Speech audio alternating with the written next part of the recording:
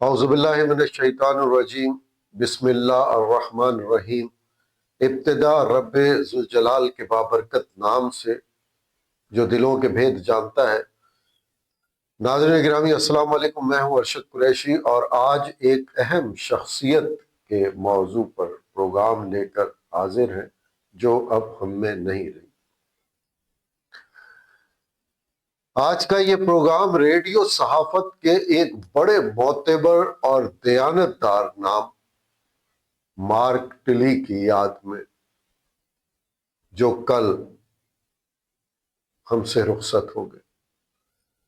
Mark ٹلی کا انتقال محض ایک صحافی کا انتقال نہیں، بلکہ صحافت کے ایک پورے انداز، ایک روایت اور ایک اصولی سوچ کا خاتمہ ہے۔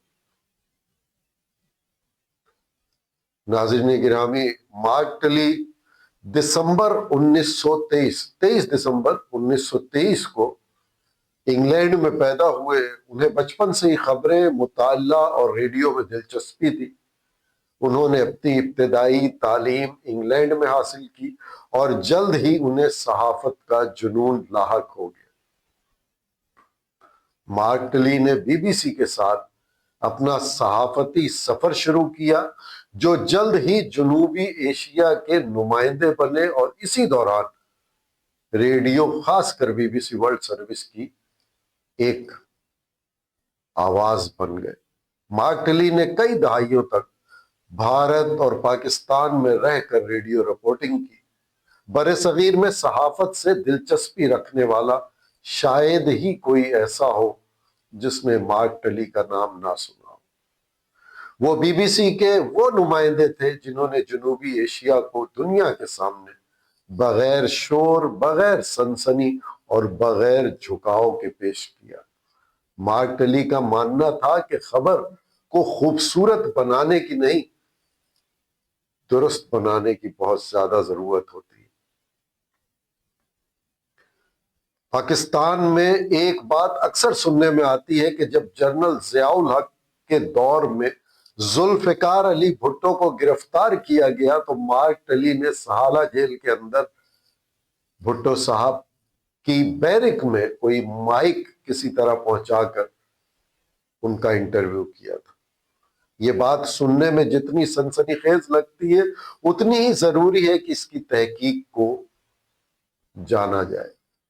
صحافتی تحقیق بی بی سی کی آرکائیوز، مستند کتابوں اور تاریخی ریکارڈ کے مطابق مارک ٹلی کا ذوالفقار علی بھٹو سے سہالہ جیل کے اندر کوئی خفیہ انٹرویو ثابت نہیں ہوتا۔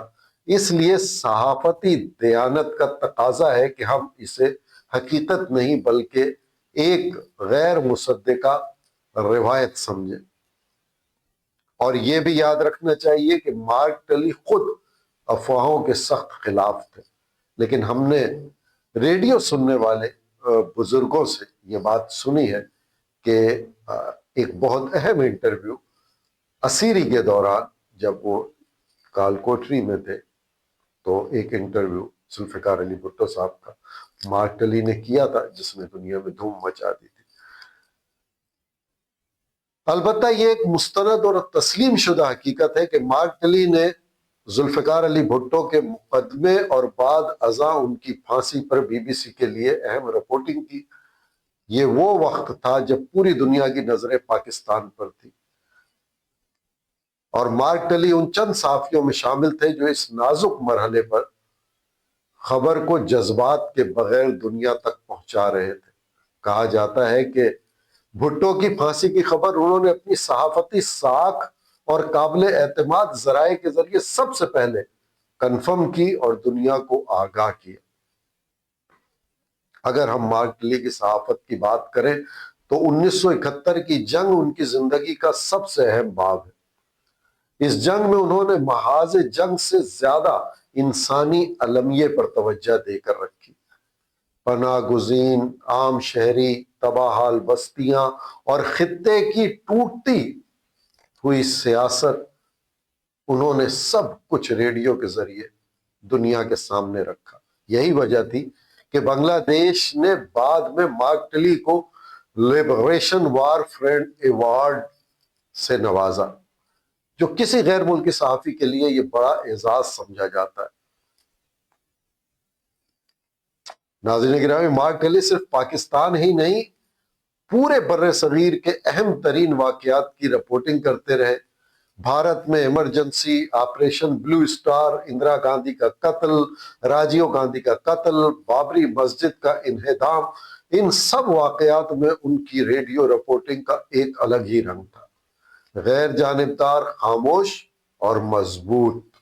وہ اقتدار کے بہت قریب رہے مگر اقتدار کے ترجمان کبھی نہیں بنے۔ آج کے ڈیجیٹل دور میں جہاں خبر سے زیادہ شور بیچا جاتا ہے، مارک ٹلی ہمیں یہ سبق دیتے ہیں کہ صحافت کی اصل طاقت رفتار نہیں، اعتبار ہے۔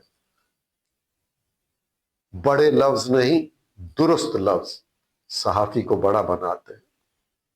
مارک ٹلی آج ہم میں موجود نہیں، لیکن ان کی آواز، ان کی سوچ، ان کا صحافتی معیار ہمیشہ ہمارے ذہنوں میں زندہ رہے۔